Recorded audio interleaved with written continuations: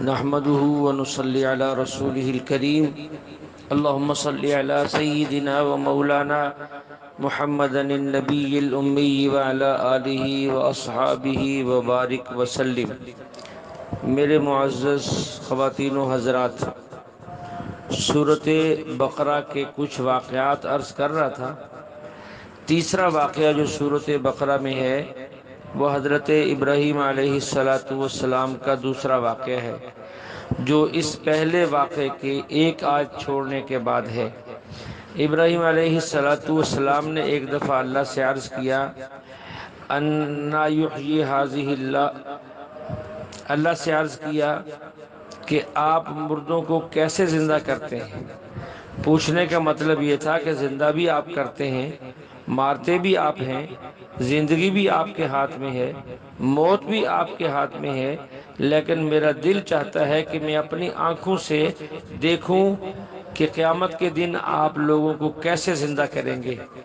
اللہ تعالیٰ نے فرمایا اولم تؤمن، اے خلیل کیا تجھے یقین نہیں ہے؟ تو فرمایا بلا، اے اللہ کیوں نہیں، یقین تو 100% ہے اور کامل ہے، ولیکن لیطمئن قلبی، میں چاہتا یہ ہوں کہ میرا دل مطمئن ہو جائے، آنکھوں سے دیکھ لوں گا تو دل مزید مطمئن ہوگا کہ آپ کیسے زندہ کریں گے مردوں کو۔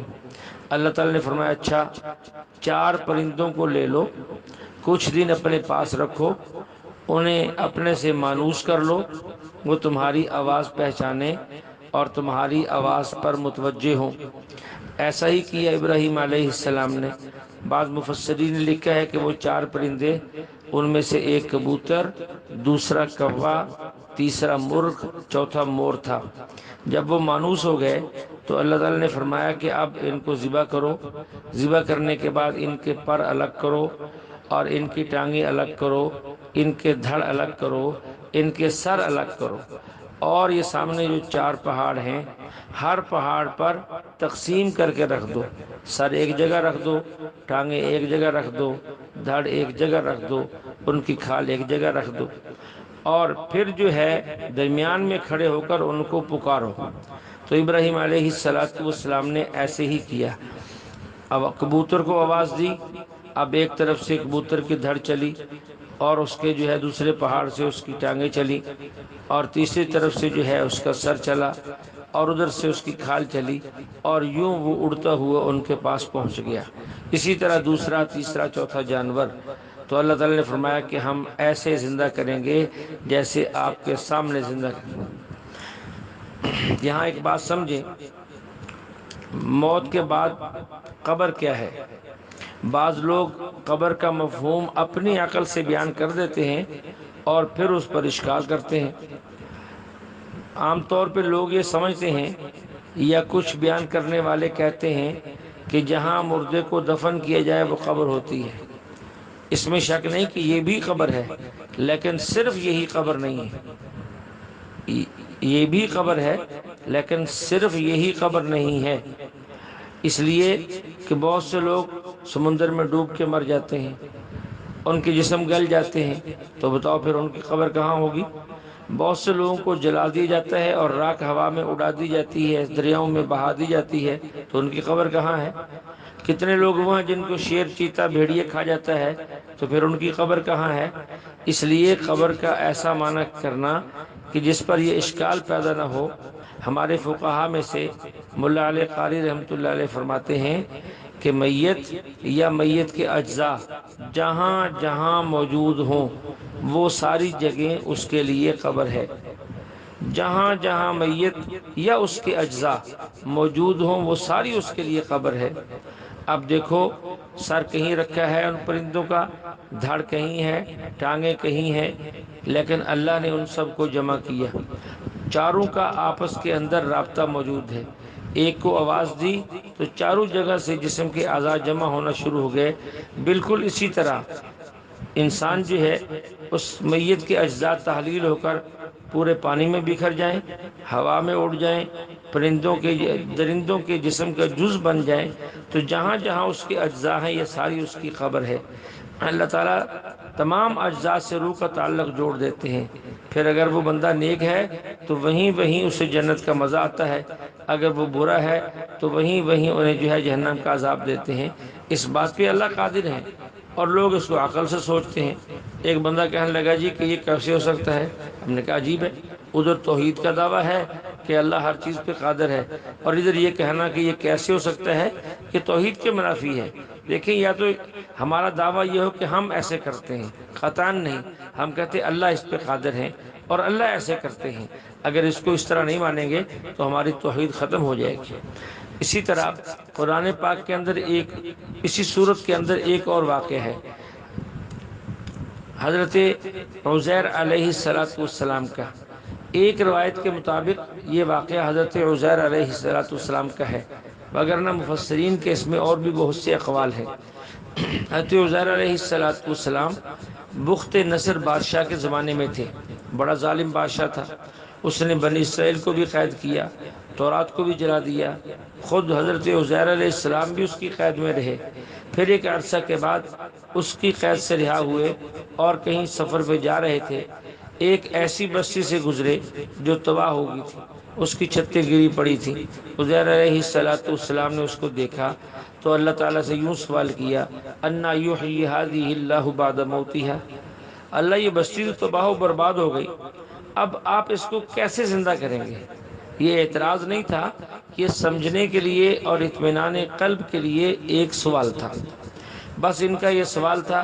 فَأَمَاتَهُ اللَّهُ مِئَةَ عام، اللہ نے حضرت عزیر علیہ السلام کو 100 سال کے لیے موت دے دی۔ حضرت عزیر علیہ السلام کے ساتھ کھانا بھی تھا، ان کی جو سواری گدھا وہ بھی تھا۔ اب 100 سال تک انہیں موت دے دی، 100 سال تک جو ہے وہ اسی حال کے اندر رہے، اور 100 سال پورے ہونے کے بعد ثم بعث، پھر اللہ نے ان کو زندہ کیا۔ زندہ کرنے کے بعد جو سب سے پہلی بات پوچھی اللہ نے، وہ پوچھی کم لبثت، اے عزیر بتا کتنا عرصہ تم اس حالت میں ٹھہرے رہے؟ تو انہوں نے عرض کیا لبثت یوما او بعض یوم، یا اللہ ایک دن یا دن کا کچھ حصہ میں اسی حال پر رہا، اس لیے کہ جس وقت وہ فوت ہوئے تھے تو وہ صبح کا وقت تھا، اور جب وہ اٹھے تو وہ شام کا وقت تھا۔ اب اگلی بات یہ ذہن میں رکھیں، ان کے ذہن میں یہی تھا کہ آج ہی سویا ہوں، یہ کل سویا تھا، اس لیے دن یہ دن کا بعد اس سے کہا۔ تو اللہ تعالیٰ نے فرمایا اچھا چلیں یہ تو ٹھیک ہے، اب دوسری بات یہ فانظر الی طعامک و شرابک لم یتسنہ، آپ اپنے کھانے پینے کی چیزوں کو دیکھیں کہ وہ خراب نہیں ہوں، نہ وہاں فریج تھا، نہ کوئی حفاظت کا سامان تھا، روٹی بھی اپنی اصلی حالت پہ موجود ہے اور سالن بھی اپنی اصلی حالت پر موجود ہے۔ پھر کہا کہ اچھا اب ذرا اپنے گدھے کو دیکھیں جو چل پھر کے کھا سکتا تھا، جس پر موت نہیں آنی تھی، ذرا اس کو دیکھیں، وہ تو مر چکا ہے۔ وانظر الی حمارک، اپنے گدھے کو دیکھیں۔ وانظر الی العظام، اب آپ اس کی ہڈیوں کو دیکھیں۔ کیف ننشزھا، ہم ان کو کیسے جمع کرتے ہیں۔ ثم نکسوھا لحما، پھر ہم ان پر کیسے گوشت چڑھاتے ہیں۔ تو ادھر اللہ تعالیٰ نے ان کے سامنے اس کی ہڈیوں کو جمع کیا، ہڈیوں پر گوشت چڑھایا، گوشت پر کھال چڑھائی، اور گدھا ہنہناتا ہوا جو ہے ان کے پاس پہنچ گیا۔ اللہ تعالیٰ فرماتے ہیں ہم قیامت کے دن بالکل اسی طرح جو ہے ان کو زندہ کریں گے، اسی طرح مردوں کو زندہ کریں گے۔ یہاں درمیان میں ایک بات عرض کر دوں، ہمارے زمانے کے کچھ لوگ جنہوں نے اپنا نام تو بہت خوبصورت رکھا ہے کہ اشاعت التوحید توحید والسنہ، لیکن ان کے عقائد اہل سنت والجماعت سے الگ ہیں۔ اس آیت کو لے کر انہوں نے ایک غلط نظریہ اپنا لیا ہے۔ اس آیت سے وہ کہتے ہیں کہ مردوں کو کچھ پتہ نہیں چلتا، اگر مردوں کو پتہ چلتا ہوتا تو حضرت عزیر علیہ السلام کو پتہ ہوتا۔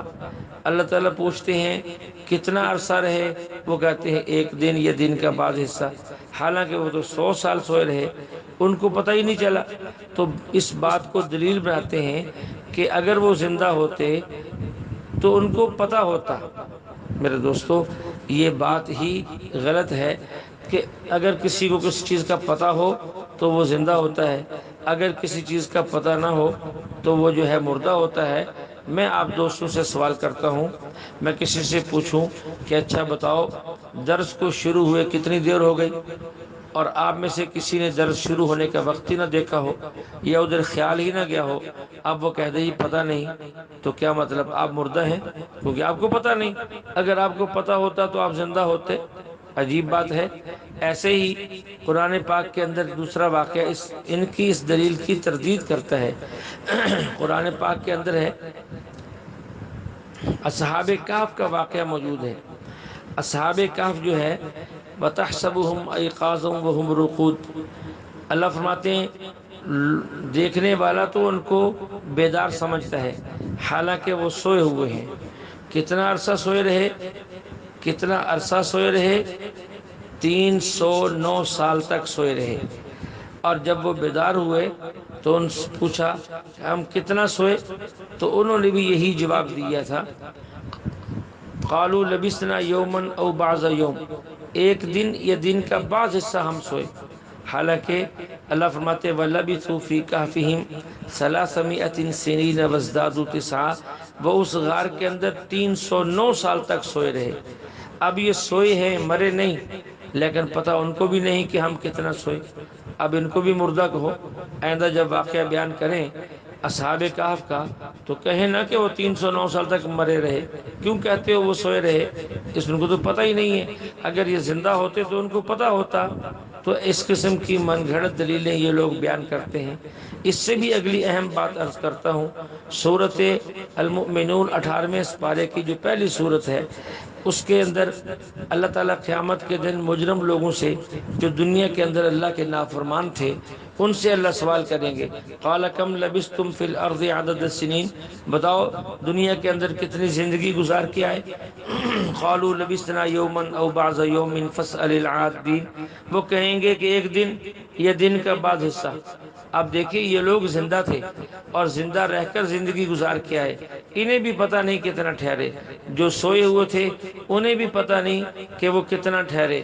لیکن اب نہ ان کو اصحاب کہف کو کوئی مردہ کہتا ہے اور نہ ان لوگوں کو جو دنیا میں زندہ رہ کر آئے ان کو مردہ کہتا ہے، حالانکہ پتہ ان زندہ رہنے والوں کو بھی نہیں، پتہ سونے والوں کو بھی نہیں۔ تو پھر یہ دلیل بنانا کہ عزیر علیہ السلام کو پتہ نہ چلا، اگر وہ زندہ ہوتے تو ان کو پتہ ہوتا، میرے دوستو یہ دلیل نہیں ہے، یہ ان کی عقل کی اختراع ہے۔ اس لیے جو ہے اس قسم کے دلائل سے پریشان ہونے کی ضرورت نہیں ہے۔ اور یہاں ایک ساتھ دوسری بات بھی عرض کرتا چلوں، اس کو بھی غور سے سنیں، انشاءاللہ ذہن صاف ہو جائے گا۔ دیکھیے جہان دو قسم کے ہیں، ایک یہ ہمارا مشاہدے کا جہان ہے، اور جب انسان سو جاتا ہے اس کا جہان بدل جاتا ہے، جب انسان فوت ہو جاتا ہے اس کا جہان بدل جاتا ہے۔ ایک یہ دنیا کا جہان ہے، ایک آخرت کا جہان ہے، دونوں کے اندر زمین و آسمان کا فرق ہے۔ اس جہان کا ایک دن یہاں کے 1000 دن کے برابر ہے، کہ الف سنۃ مما تعدون، اس جہان کا ایک دن یہاں کے 1000 دن کے برابر ہیں۔ اس بات کو اچھی طرح سمجھے، یعنی دنیا کے 1000 دن ہوں تو وہاں کا ایک دن بنتا ہے۔ عزیر علیہ السلام ٹھہرے 100 سال، اللہ تعالیٰ پوچھتے ہیں کم لبثت، اے عزیر کتنا ٹھہرے؟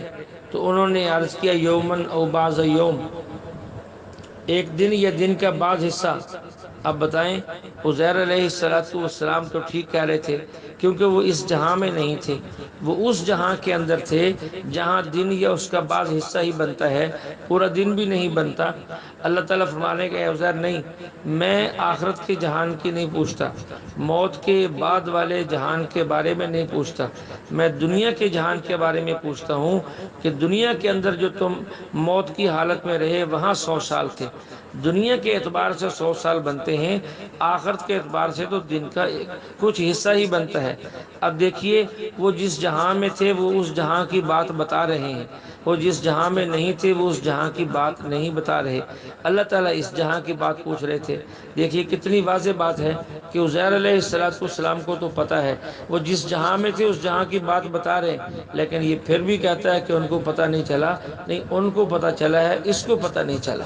اس لیے قرآن پاک کو اور اس کے واقعات کو اور اس کے احکام اور مسائل کو ایسے اہل حق سے سمجھنا ضروری ہے جنہیں یہ خود سمجھ آیا ہو۔ اللہ جل شانہ سے دعا ہے اللہ ہمیں قرآن پاک سمجھ کر عمل کرنے کی توفیق عطا فرمائے۔ ایک بات درمیان میں اور عرض کر دوں کہ عزیر علیہ السلام جب زندہ ہوئے اور زندہ ہونے کے بعد پھر اپنے علاقے میں گئے تو لوگوں نے پہچاننا ہی چھوڑ دیا، اس لیے کہ نسل بدل گئی، 100 سال گزر گئے۔ یہ کہہ رہے ہیں کہ میں تمہارے گھر کا لوگ ہوں، تم میں سے ہوں، وہ کہتے ہیں نہیں ہم میں سے نہیں ہیں، کوئی نشانی بتاؤ۔ تو انہوں نے کہا دیکھو میں آپ کو تورات سناتا ہوں۔ عزیر علیہ السلام تورات کے حافظ تھے، انہوں نے پوری تورات سنا دی۔ تب لوگوں کو یقین ہوا کہ یہ واقعی اللہ کے نبی عزیر ہیں، کیونکہ تورات جو ہے وہ تو جلائی جا چکی ہے، اب تو کسی کے پاس موجود بھی نہیں ہے۔ تو پھر ان کو جا کر یقین آیا۔ یہاں ایک بات ذہن میں رکھیں کہ پہلی جو آسمانی کتابیں ہوتی تھیں ان کے حافظ صرف انبیاء ہوتے تھے، ان کے امتی نہیں ہوتے تھے، لیکن یہ اس امت کی خصوصیت ہے، اللہ کا خاص کرم اور احسان ہے کہ ہمارے نبی علیہ السلام پر جو کتاب اتاری گئی ہے یہ کتاب بھی مقدس ہے، ہمارے نبی بھی اعلیٰ ہیں اور ہمارے نبی کی امت بھی اعلیٰ ہے۔ اور اس کی خصوصیات میں سے ایک خصوصیت یہ ہے کہ یہ پوری آسمانی کتاب یہ اس امت کا بچے کو بھی یاد ہے، اس کا جوان بھی حافظ ہے، بوڑھا بھی حافظ ہے، مرد بھی حافظ ہے، عورت بھی حافظ ہے، جبکہ پہلے آسمانی کتابوں کے حافظ صرف انبیاء علیہ السلام ہوا کرتے تھے۔ اللہ کی اس نعمت پر بھی ہم شکر ادا کریں اور اللہ کی دیگر نعمتوں پر بھی ہم شکر ادا کریں۔ اللہ ہمیں قرآن پاک کی صحیح سوجھ بوجھ عطا فرمائے۔ وآخر دعوانا ان الحمد للہ رب العالمین۔